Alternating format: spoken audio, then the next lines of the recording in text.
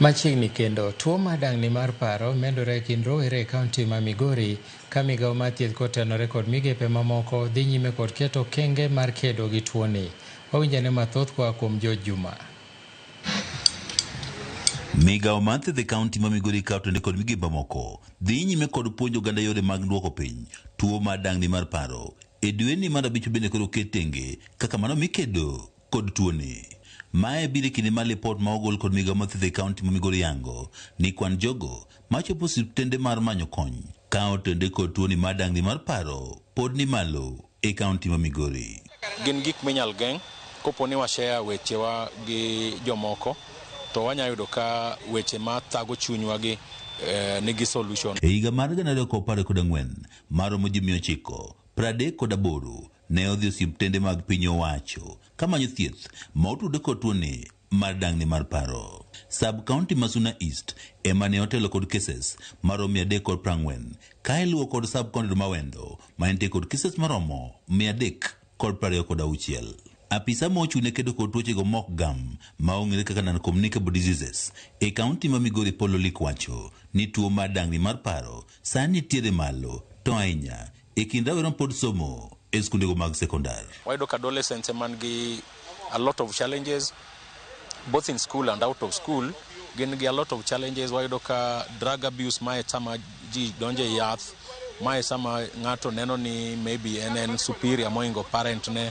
Koro wayudo ka wan ga lot of challenges and our community is not taking good care of the adolescents. Kwayo ni ka in gi nyathi ma adolescent to take care of them and also give them opportunity to share issues magin gi korgi. Migawo mar thieth e kaunti ma Migori yango ni e kinde mar higa achiel mokalo cases mag derruok ma itudo kod dang'ni mar paro oseromo 7. Joma kata mana commit suicide is on the rise.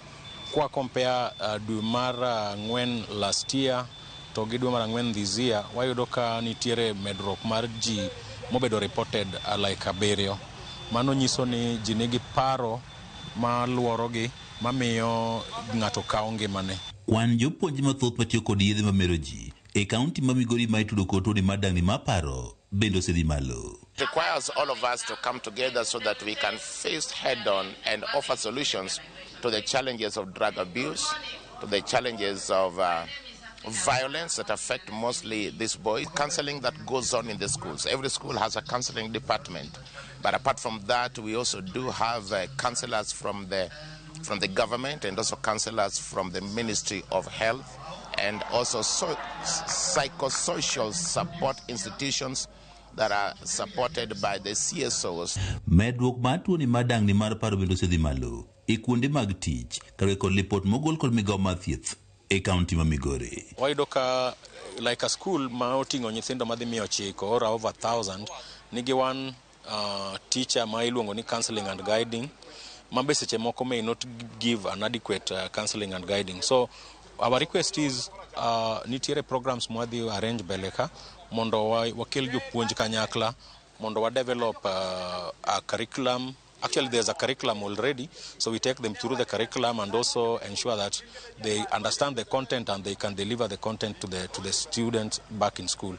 Apisa mochundochego mok game kaunti ma Migori Polo Lik wacho ni ber ka sikunde bedo kod johocho moromo mondo koro kony e kedo kod tuo mar dang'ni mar paro e kind rawere. Still wayudo ka workplace pod wan ga lot of issues, and as a county right now we are doing a strategy targeting on workplace and how to do work life balance.